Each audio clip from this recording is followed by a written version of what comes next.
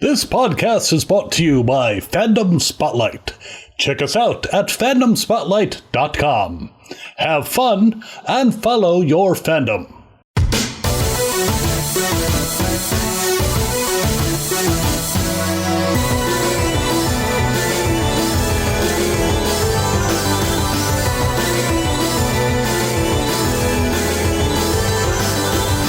May we have your attention, please, and welcome to another episode of Dragon Ball for Life, where you come for the content, but you stay for the culture. That's right, we talking Goku and Soul Food.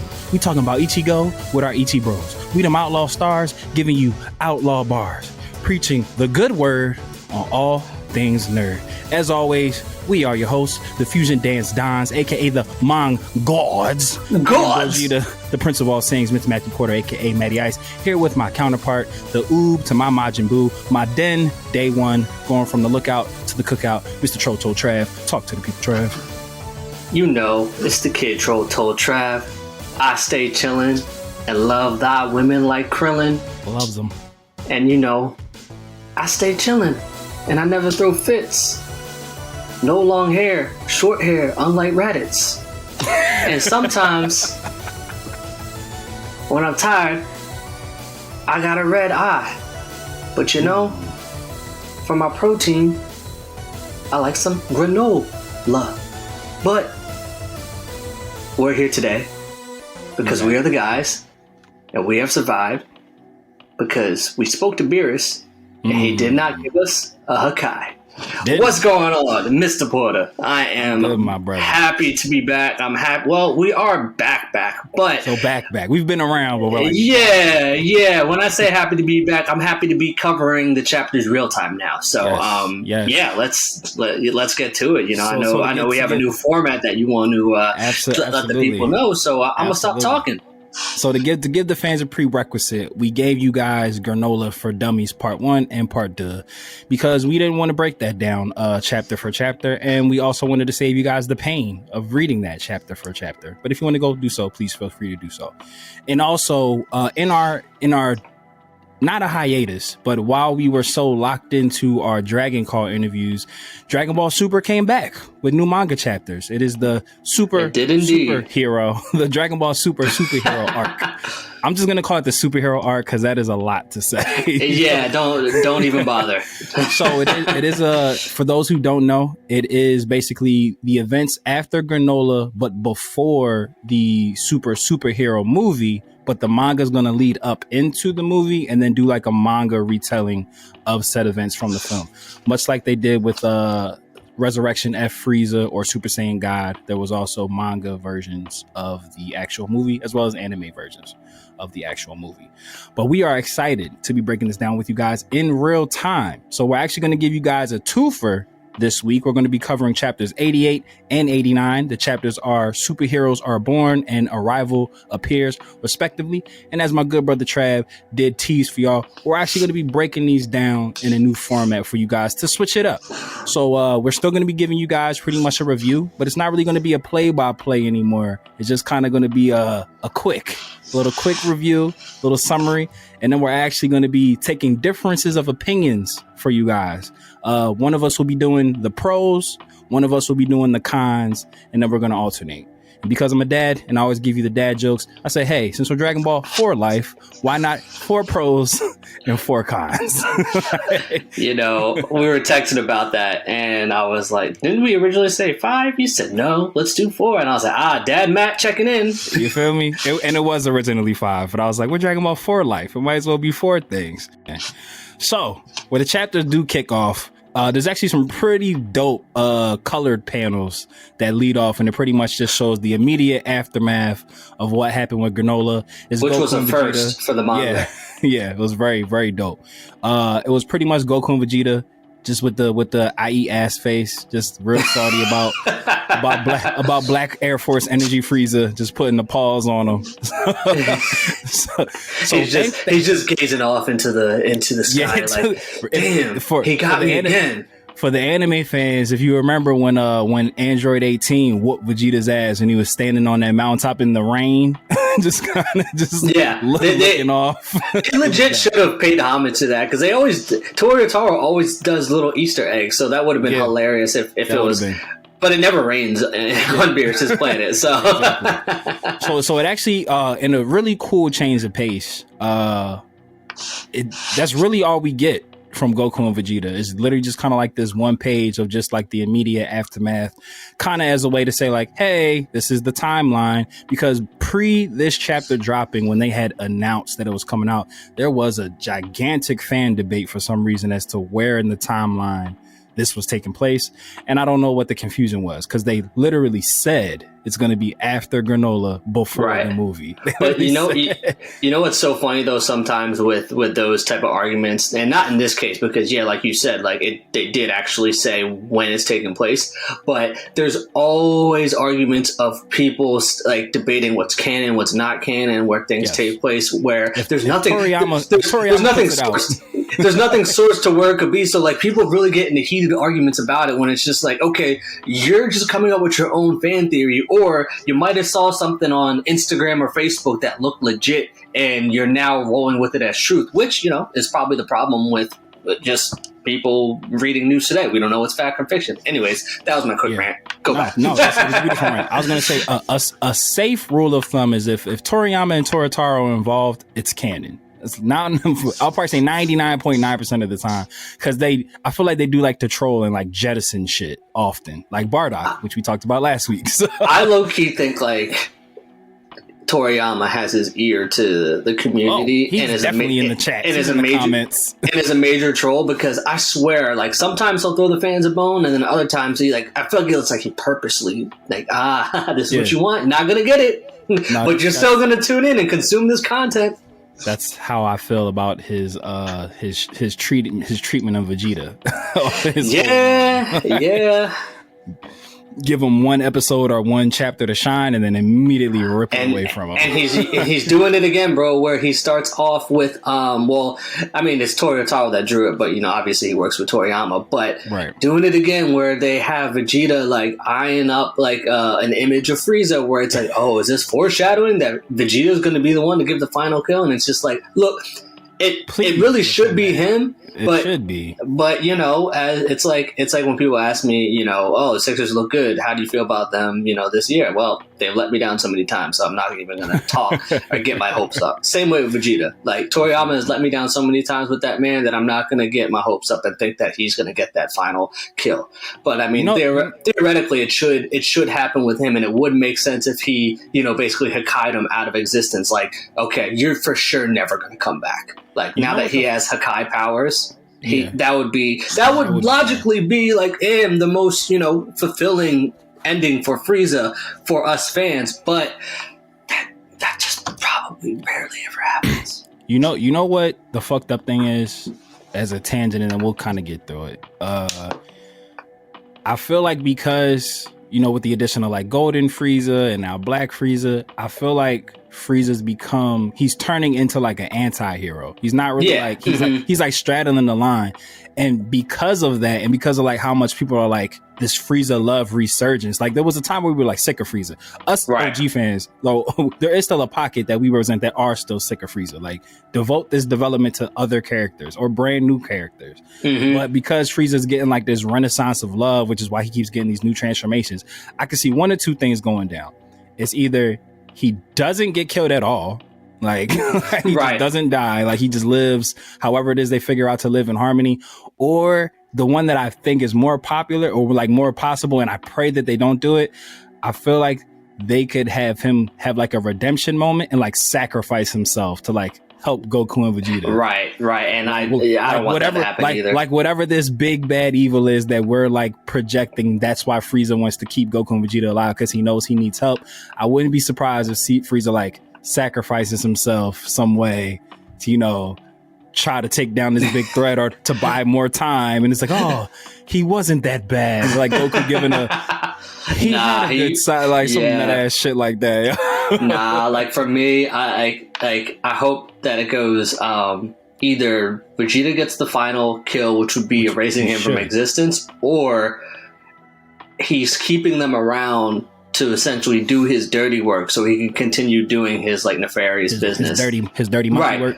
Right. Like he's not he's not like keeping them around because he's thinking like, oh, you know, like they're my allies now. No, he probably like he's still like, I want him to still view them as just like pawns in his whole game, that in his whole scheme that he's trying to. And if he is to become the next like, or like the next like major antagonist again, at least have him, at least like with his, you know, kind of him just wandering around the universe or whatever. I would love if there was just like a mini arc of just what he's been up to, like what he's trying to, because he's smart, he's not dumb, like he's a smart individual. So you know, if he encountered this new evil out in the universe somewhere and was like, I ain't fucking with him, but I know two people that will blindly go into it because it'll be a quote unquote good fight,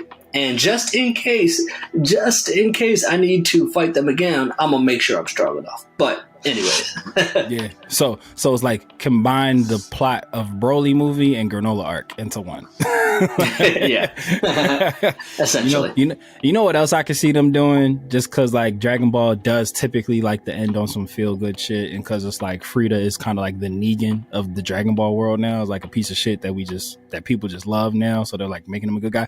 I wouldn't be surprised if like whatever the end game is for finally the end of Z as we know it, or Super/Z, I wouldn't be surprised if like Frieza somehow had a hand in helping defeat the ultimate evil, and like as like a show of good faith. They're like, hey, we can't let you keep running shit and wrecking shit in Universe 7, but hey, there's like a pocket universe we can send you to where it's just all villains just doing villainous shit. Go there. have a ball and never return. I could see like maybe if this whoever this ultimate being is that they have to all go up against, I could see like Goku, Vegeta, Broly, they're all like struggling against him, and then like they enter whatever galaxy that Frieza is just chilling in, and he's just like, yo, you coming into my crib like fucking my feng shui, fucking up my vibe. Like I left like y'all wanted me to. Right.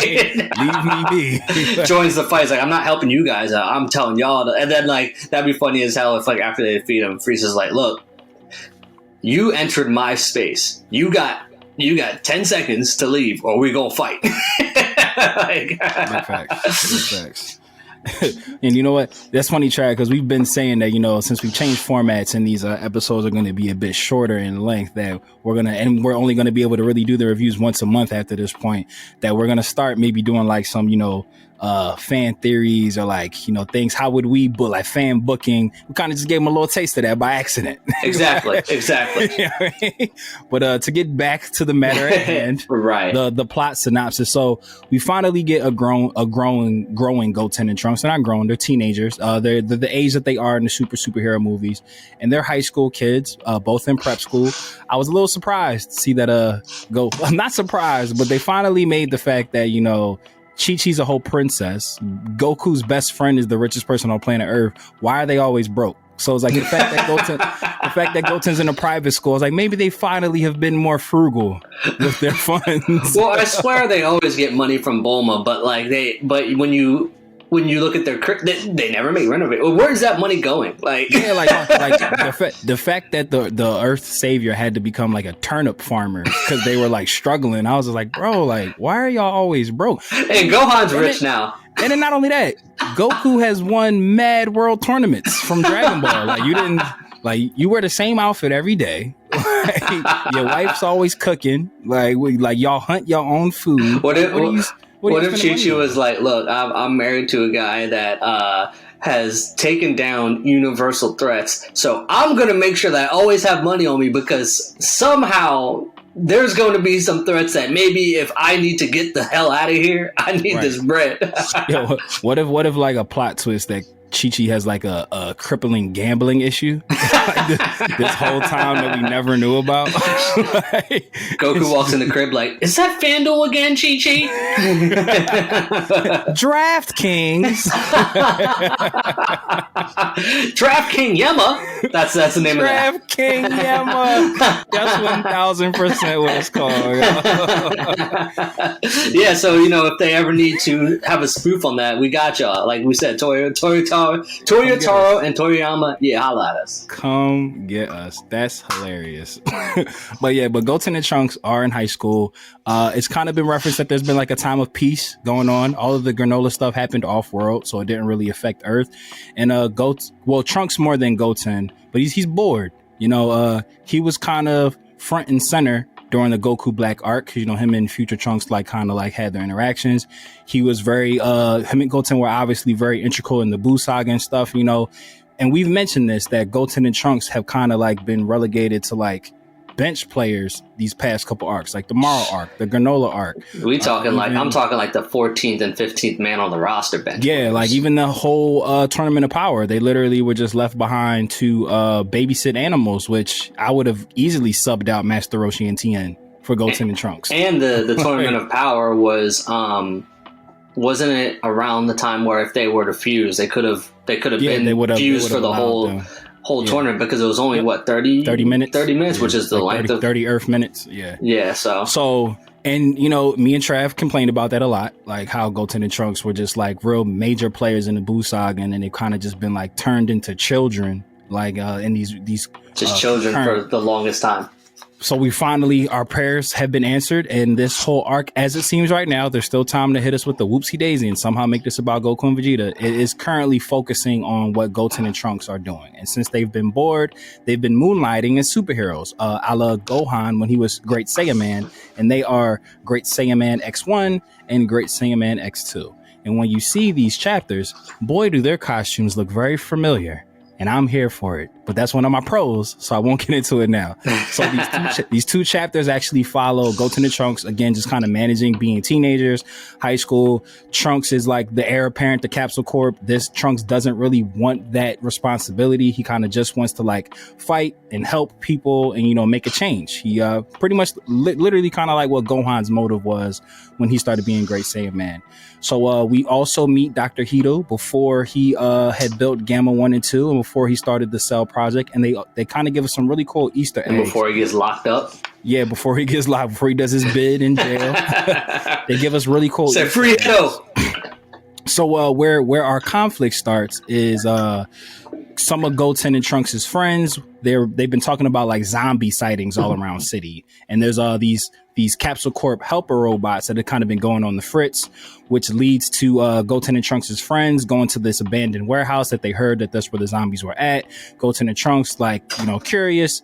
They found out that the zombies are somehow related to the robots going haywire, so they go to investigate. They find out that it is actually the reanimated corpse that they had showed in Dragon Ball Super. This is kind of what they were doing, which we would assume is going to lead to Dr. Hedo going into jail. So Goten and Trunks kind of bust up their robot tinkering ring. They basically were sabotaging all the robots and making them report back information on their homeowners, and just kind of leaving their house to come help Dr. Hedo build something. The what something, we don't know. During this time of this invasion, where Trunks and Goten bust their ring going on, Trunks actually finds a little disc and he steals it. And then he puts it in his computer and he finds out that it actually, you get a brief screen. I don't know if Trunks noticed what it was, but we get to see it. It's actually the plans for Cell Max in his larval state, which was pretty dope. So Dr. Hedo notices that the disc is gone. It was left for him from his grandfather, Dr. Giro. I guess spoilers if you haven't seen the movie. I would be highly shocked if you're listening to this podcast and you haven't watched the movie. Or at least know what happens. So part of Dr. Hedo, he sends his zombies to pretty much, they don't know who Goten and Trunks are because they had their superhero outfits. So he sends the zombie, he builds another zombie whose name is Beta, like Baytah, He's considered an android. Yeah, he was an android. He's a little bit more sophisticated than the zombies. You are correct. Yeah, the zombies were reanimated corpses. Beta is an actual android, akin to 17 and 18, not as high class or as strong, just kind of more of a mole. And he sends them into the school to pretty much figure out who the kid with superpower is that stole his discs, because he was able to beat up 8 of his super zombies like single-handedly, essentially. And then for those who maybe are trying to picture that, he's a student there as well. So Yes. When Hedo has him there, it's not like he just like infiltrates, but he's a new student there. That a lot of the kids, that a lot of the women find attractive. Yeah, And absolutely. usually Trunks was the main squeeze, but now he got some competition. Look, he said, I'm not big dog in the yard anymore. Nah. I don't like it. I don't like it. But so the Beta is doing his investigation. He thinks that he knows that it's Trunks, just kind of based off, Trunks' athletic ability, just kind of like certain clues. So he starts doing like a series of tests, like throwing objects at him, making shelves fall, throws a fire extinguisher at him, and Trunks is able to like get out the way, but not make it seem like superhuman. Like he does it like, oh, my shoe's untied, or oh, he slips and falls and misses and everything. And then during this investigation, Beta actually sees Goten, not being the smartest cookie, lifting up a car because someone's baseball rolled under it. And Goten lifted the whole car up to get the baseball. And then realized like, oh shit, I messed up. And he was like, oh, it must be one of these new lightweight electric cars. Like it wasn't that heavy at all, I promise. So Beta actually ends up getting in a red ribbon style army battle suit, and then he like attacks Goten. Trunks has time to put on his costume, distracts Beta, so Goten has time to put on his costume. Then as Super Saiyan Man X1 and X2, they defeat Beta in that time and thwart the plan. But they also do find out, Hedo does find out that Goten and Trunks do possess the disc that he is looking for. So he is hot on their trail. Again, we told you that these are going to be more truncated, a synopsis more than a breakdown. So we are obviously encouraging you guys to go back and read for yourself, because we're pretty much just going to kind of hit on the main things. Basically, when you buy a DVD and you read the back of the box, that's what we're giving you guys now. I'm going to give you like the main hits, just kind of give you the flow of the story and making all congruent, but like the little small details and the beats, we probably will get more into those when we do our pros and cons. But please, as always, read the chapters. They started off really good. The 2 chapters, I think, start off really good. Yeah, it's a nice change of pace. Really fun. It's really fun. But since I have gone Team Pro for this week and Trav has gone Team Con, I guess I will go first and we'll alternate. My first pro, I would say, is definitely, surprisingly, the character development of Goten specifically. That is, if I had likes, that would be one of them. Because the Goku family tree outside of Gohan has always been kind of like goofy. Well, maybe Goku and Goten, they've always been very similar in like their childish, carefree nature. And it's kind of flip-flopped for me. Like how Trunks is how I would have thought Goten would have been, and how Goten is how I thought Trunks would have been. But that's actually my second pro, but I'll let Trav go with his first con. So, okay. My first con is, this con is where I think that they're going with it, but we're not exactly sure yet, but there are little hints. So, to kind of also give a little bit extra details to Matt's brief overview, is that when Trunks in his Saiyan Man X1 suit was fighting against Beta 2 in his Beta suit, he also started to target Mai, because during the fight, Mai's bag had dropped, which had the disc in it. So he's like, oh, there's the disc, let me go after her. So obviously Trunks got in his Captain Save My bag. I was about to mess up there, but got in his bag, saved Mai, and in this process, she had a flashback where Trunks saving her, she got a glimpse of future Trunks. And she all of a sudden, got the fanny flutters, as the UK say. I got the fanny flutters. So my dislike though is the possible Trunks Mai love story that they are. She's a predator. Because for those who don't remember, Mai was 41 years old at the time, I believe, when they made the wish to make them young again. Now, that wish made them young in like stature and like body, physical appearance. Yeah, but in terms of just their general age and where they are mentally, she's still a grown ass woman. Yes. Now I will say she's given Trunks no time of day at all. But, obviously Trunks has been crushing on her since Dragon Ball Super has started. And then Mai had a crush on the future version, which that makes sense because he's an adult. I was about to say, by 1 second, which adds to the weirdness, because like in the Goku Black arc, she, as her child, she was having like adult urges for adult Trunks because she's an adult.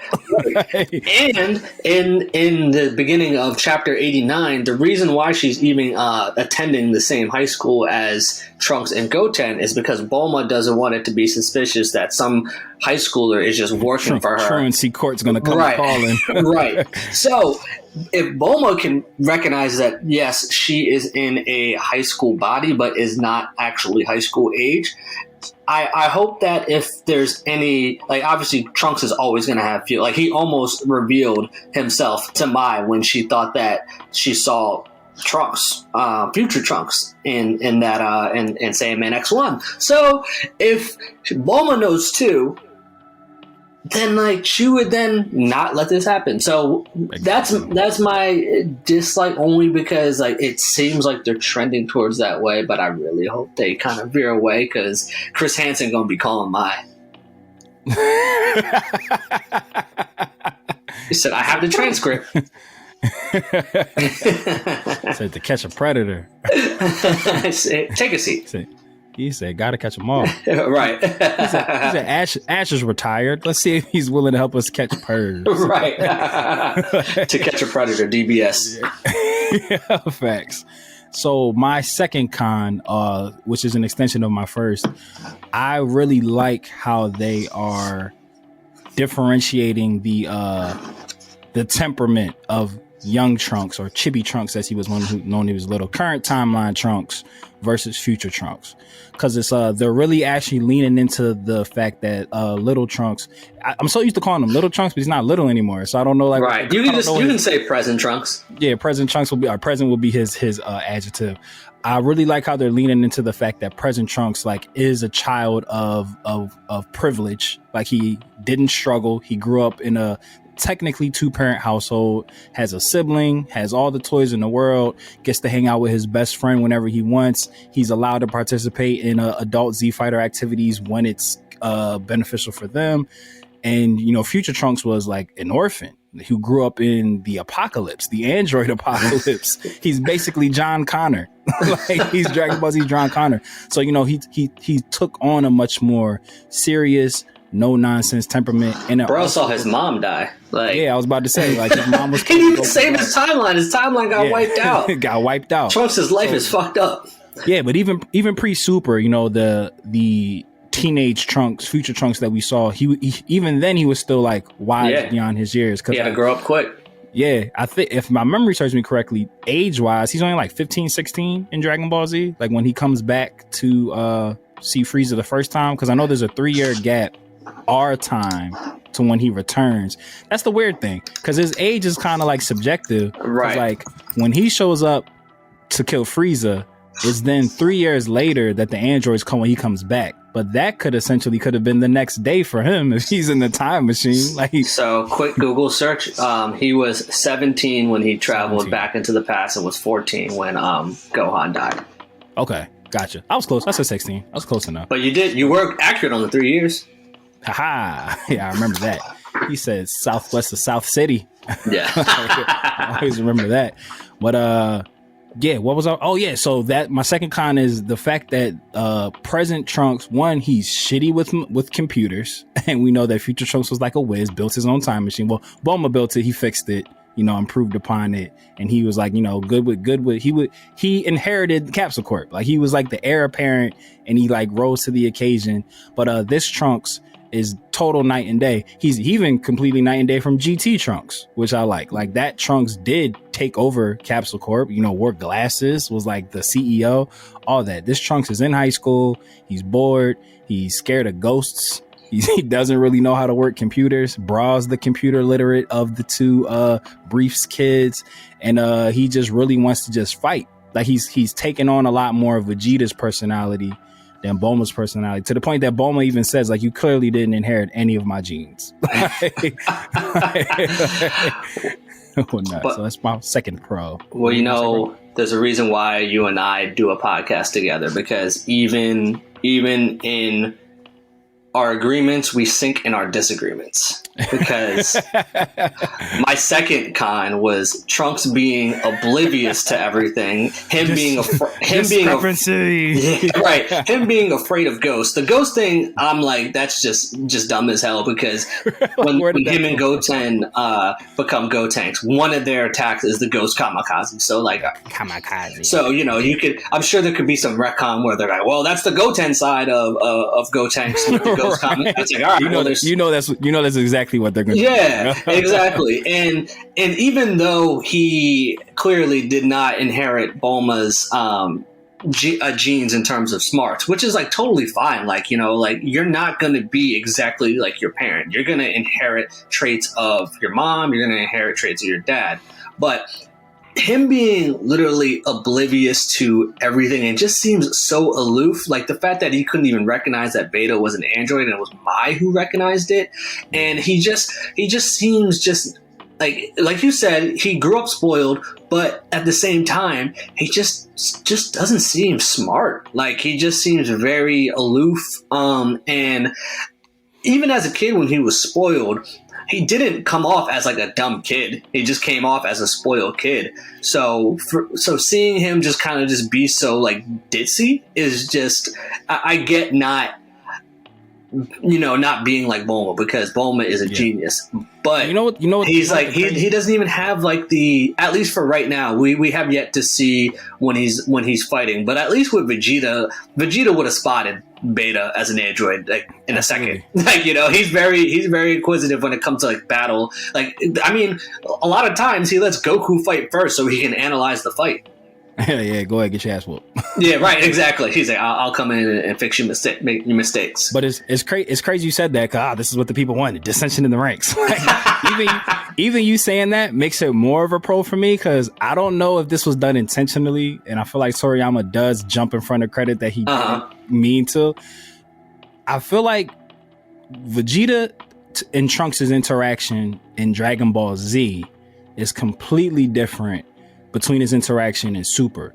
Like in Dragon Ball Z, he was very militant. He was like, yo, get in this weight room with me. We training. You need to be strong. You need to be better than Goku's kid. You need to, like, yo, you're the heir apparent to this throne that doesn't exist, but it's you. You next up, bro. Like, it was like, it was really that. It wasn't really like a loving thing. It was like a master student vibe. When Super comes around, and again, I don't know if this was done accidentally or if this was a brilliant long-term storytelling, and it was maybe after Vegeta had to kill himself to save his family.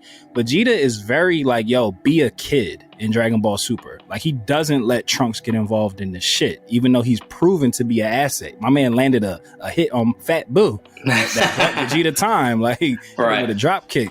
And like I said, I don't know if that was done intentionally or if it was just a brilliant booking from like a crazy future site, but Vegeta doesn't really let Trunks do a lot in Super. Like the whole Goku Black arc, he was just like, no, you can't come with us. No, you can't fight. No, you're not getting involved. Tournament of Power. No, we're not picking you and Goten. You guys are kids. Be kids. Which I always thought was weird at the time. Like, yo, they're stronger than Roshi and Tien. Take them with you. Like, but I think it could be some, and if they take this from us now, you know where you heard it from first. I think Vegeta, having gone through what he went through in the Majin Buu saga, it might have made him be like, yo, my son, yeah, he's my son, but he's not a true blue Saiyan. He didn't have to do what I had to do. Maybe I should just let him chill. Because if you remember when Majin Buu threw his little bitch fit, Kid Buu, and blew up the planet, or blew up like everything, when they were like trying to save everybody, Goku called an audible and saved Hercule. instead of saving Gohan, Goten, Trunks, and Piccolo. And Vegeta kind of spazzed on him. He was like, yo, motherfucker, like, you let our sons die to save this motherfucker? Like, this jabroni? Like, what's good with you? Which ended up being like the saving grace, because Hercule was like able to like appeal to Fat Boo enough to help them buy time. But I feel like watching his son die might have been the reason why he's super duper like not hands off, but like the Saiyan side. He like, nah, it's cool, bro. Like, relax. You're just a kid. Be a kid. Which could be the reason why, you know, he is so fucking like aloof, like you said, like inept. Like he could, like, it took my saying like, yo, he's an android. Oh shit, I don't sense a key from him. I'll tell you what though. Second Vegeta sees how his son is acting. That same, all right, never. Second side gonna come back. It's gonna come back. That's facts. He's gonna be like, wait, what? You struggled with? He said, bro, you didn't know that was an android? He said, no. Meet me in the gravity chamber. He said, no, son of mine. He said, hyperbolic time chamber, 10 days straight. Nah, if he finds out that Goten is the one who's keeping things cool around there, he's gonna whip Trunks into shape. He's gonna be like, nah, we can't let Kakarot's kid be the level-headed one here. Super facts. My third pro is all the seeds that they've been planting to what will become, or what is, from what we saw, the superhero movie. Because again, timeline wise, it is right before superhero. So maybe they don't specify it's like weeks or months, but you can imagine it is within like the same calendar year, or because it's not really ever specified how long Hedo was in jail, but it is all in the same, you know, batch of time. And they've been dropping a lot of like Easter eggs that appeal directly to the movie, and I love it. Like the fact that Gamma 1 and Gamma 2 are like direct correlations to how cool he thinks Saiyaman X1 and Saiyaman X2 are. So it's right. like Goten and Trunks accidentally created like their own adversaries. Like, right. Because, you know, Hedo was just out here reanimating dead corpses, and Beta was like an android. It's not really said, but it's kind of referenced that like Beta's like was like his first android that he like let go out there to do some work. And, you know, it failed miserably.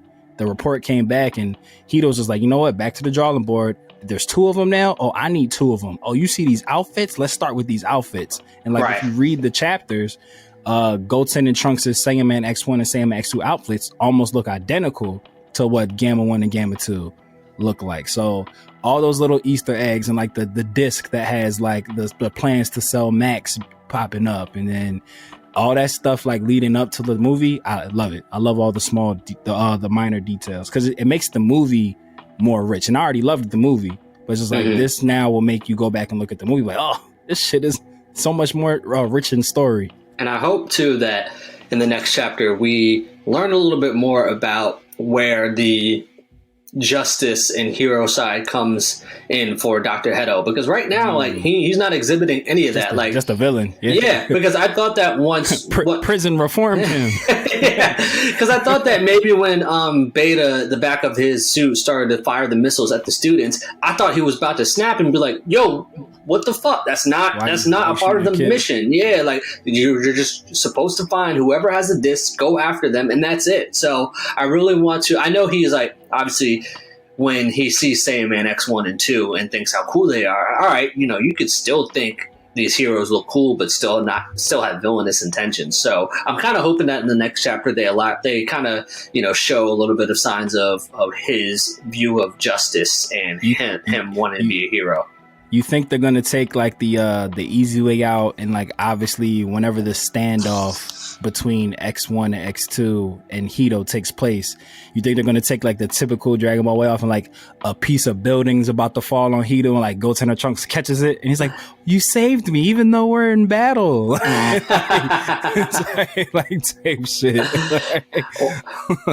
Or you know, I could see, let's say the Gammas are introduced and they get into a fight with Saiyaman X1 and X2, and well, isn't the movie the first time he like activates the Gammas? So would we not? Well, they are supposed to be like retelling the movie, so it might change, right? And in the movie, they're already like they show up against Piccolo, but they don't show like that the action of Hedo like activated them. They're just appearing, so we don't know when like the first actual activation for them is. And we yeah, that could be a good call, because we know the manga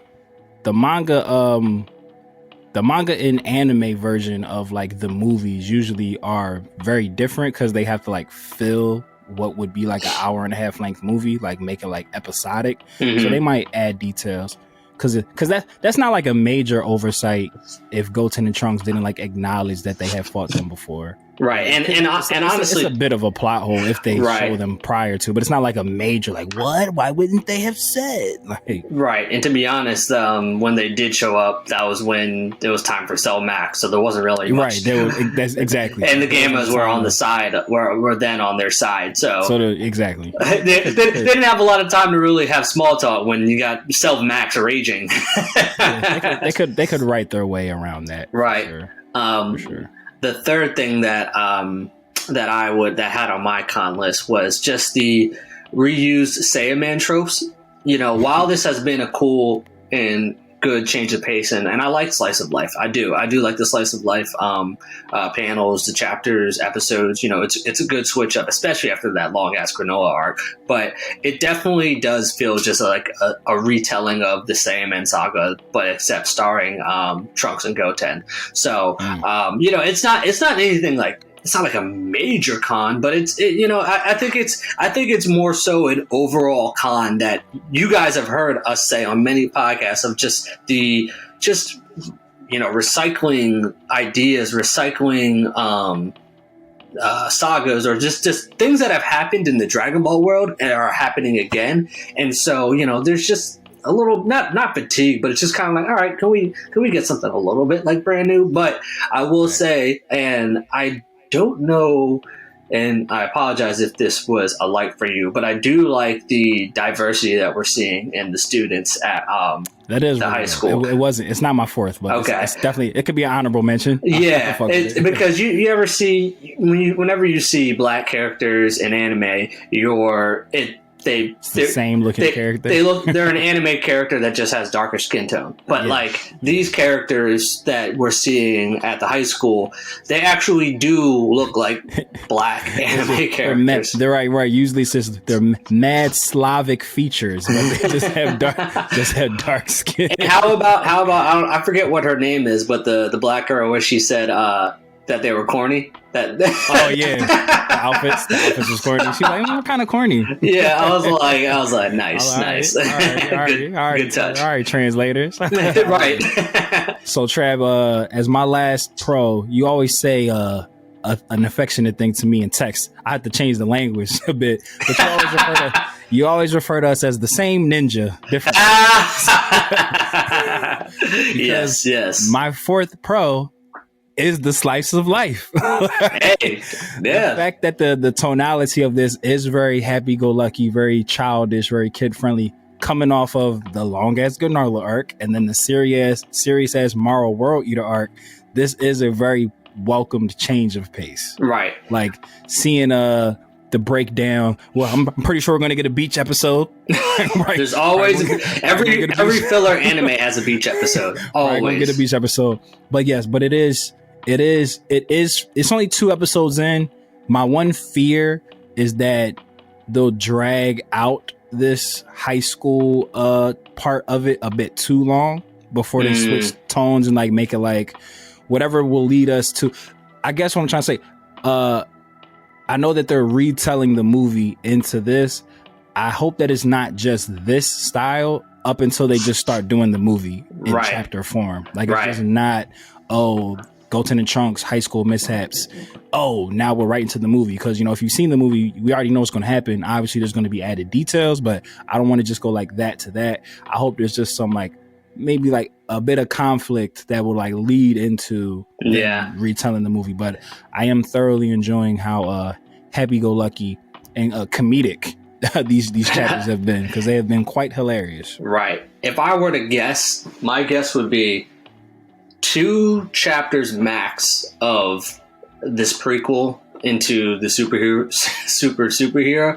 But I'm thinking, if I had to guess, next chapter still, you know, the prequel, and then I think the chapter after that will be half and half. concluding the prequel of the superhero events and then starting to get into the superhero events. But for me, my last con is Dr. Hedo not installing a security camera at his base. Like, I get it. It's for plot. I get it. But how are you that smart where you can take dead corpses, create androids, but you don't have any sort of security measures at all? So I get it. But maybe didn't they poke fun at it, like in the chat? I think they did. The cameras put up. I think they did, which is like I appreciate them acknowledging that, but at the same time, it's kind of like, okay, all right. It would, like, you still could have had a security camera, and they still would not be able to, because I mean, Goten and Trunks, you don't recognize them in the suit. Yeah. So not only that, it's you're doing nefarious things at this warehouse in the middle of nowhere. Your master disc is in said place, and you're not there, and you don't have any take it with you, like yeah, or like if you're gonna leave it there, I know you got your cronies there, so you're like, all right, it should be in safe hands. But like your magnum opus of the creation that you want to make, your legacy left by your grandfather, you left it in a place with no cameras. The way that they'll probably write it is that, like, his ego is so big that he thought that his corpse androids were so well developed that no one could infiltrate the base that they were guarding. So like, but still though, it's like, my guy, you absolutely, now you're on this goose hunt because you didn't install a ring. Like, it could have been on your phone. And you would have seen easy access. my man can make bulletproof, skin tight vests, but can't take a little quick trip to Home Depot. Nope. he can't open the toolbox. Nah, not at all. You could have Amazon that bad boy. Right. Be there in 2 days for free. You'd have been all right, bro. You'd have been all right. So that is our new format, guys. We're kind of going to do this for the rest of this chapter, and then we'll do the pro con. So next week, I'll be con, Trav will be pro. And then also what we'll do is after we finish both the 4 and 4, we're going to do a little segment called Final Thoughts. Insert sound bite here. Kind of talk about the chapter. This will just be the time to get it off. Maybe there will be final thoughts, maybe there won't be, but just wanted to let you guys know so that way when we start doing this moving forward, I don't have to cue you in on how this is going to work. So you have been informed. You do a great job explaining it. I appreciate you, brother. Travis, do you have any final thoughts on chapters 88 and 89? I mean, I think the one thing I do want to say is I am loving Goten's own personality now, because before, I mean, there's still an element of him tagging along with Trunks, but now it seems like he's doing his own thing.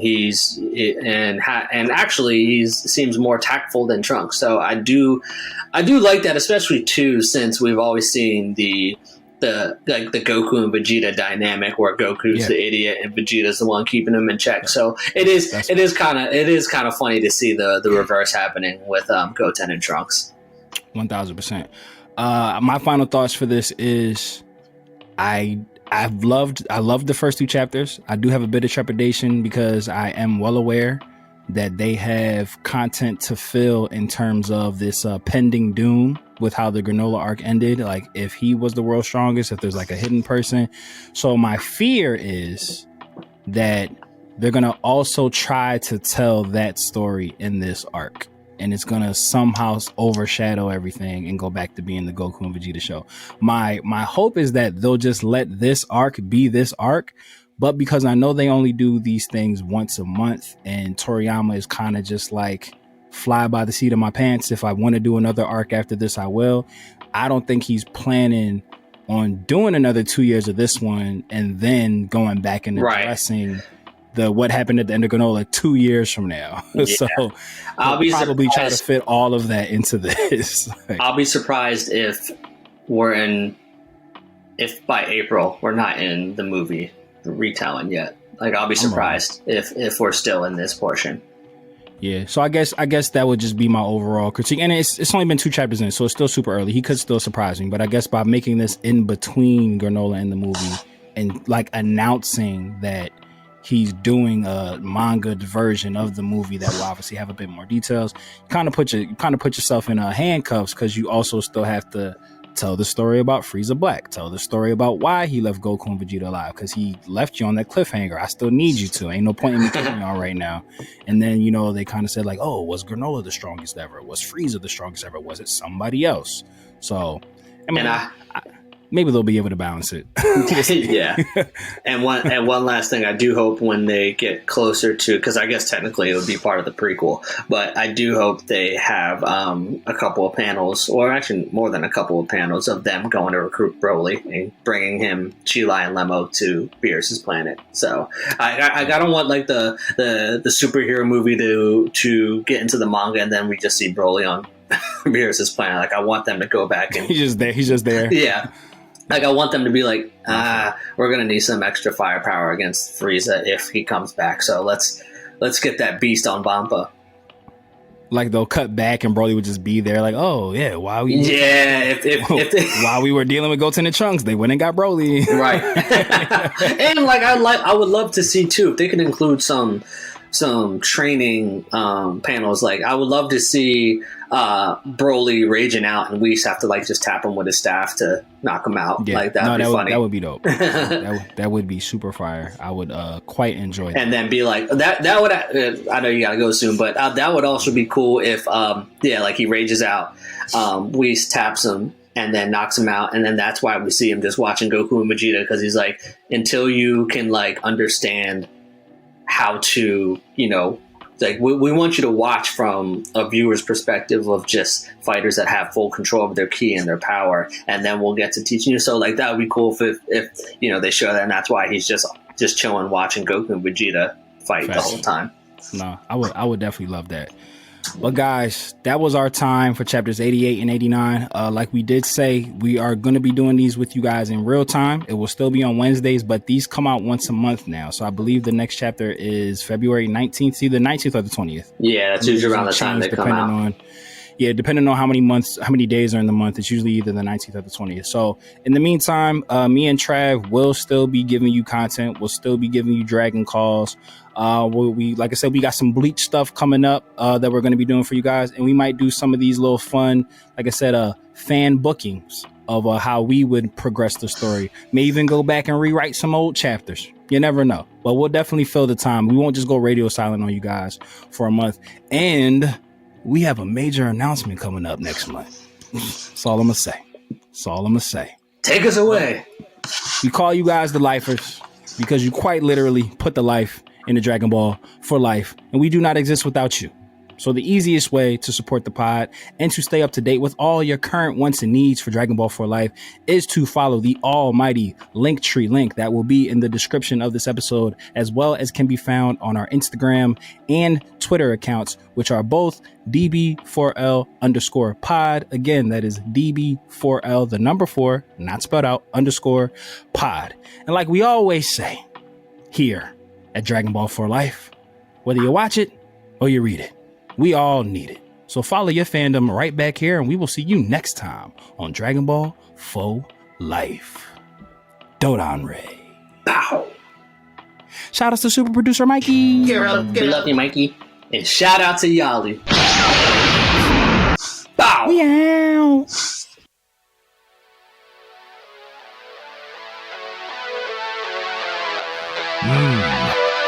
Mortals, listen up. It's your god of destruction, Beerus here. Subscribe and follow the Dragon Ball for Life podcast, or else you shall be erased from existence. Hakai.